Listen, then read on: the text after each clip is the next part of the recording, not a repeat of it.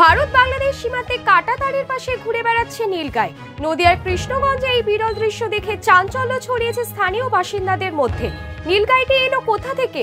পাচারকারীদের হাত থেকে পালিয়ে এসেছে নাকি পথভ্রষ্ট? উঠছে নানা প্রশ্ন। ভারত বাংলাদেশ সীমান্তের কাঁটাতার লাগোয়া ভারতের কৃষি জমিতে ঘুরে বেড়াচ্ছে নীলগাই। ঘটনাটি নদিয়ার কৃষ্ণগঞ্জ থানা এলাকার হরিশনগর সিংহের গাড়ি মাঠে।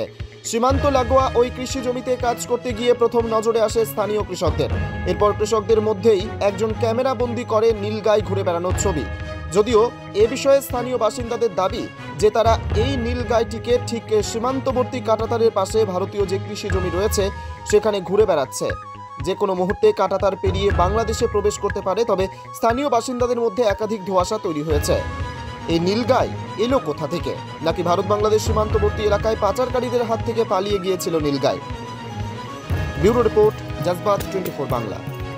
এই যে সীমান্তের যে নীলগাই আমরা দেখতে পাচ্ছি, এটা আমরা দেখে হতবাক হয়ে গেছি। তার কারণ আমরা জীবনে কোনোদিন এই নীলগাই দেখেনি এবং আমাদের গ্রাম্য এলাকা সবাই এই বর্ডারের এলাকায় মানুষ তারা দেখে সবাই হতবাক হয়ে গেছে।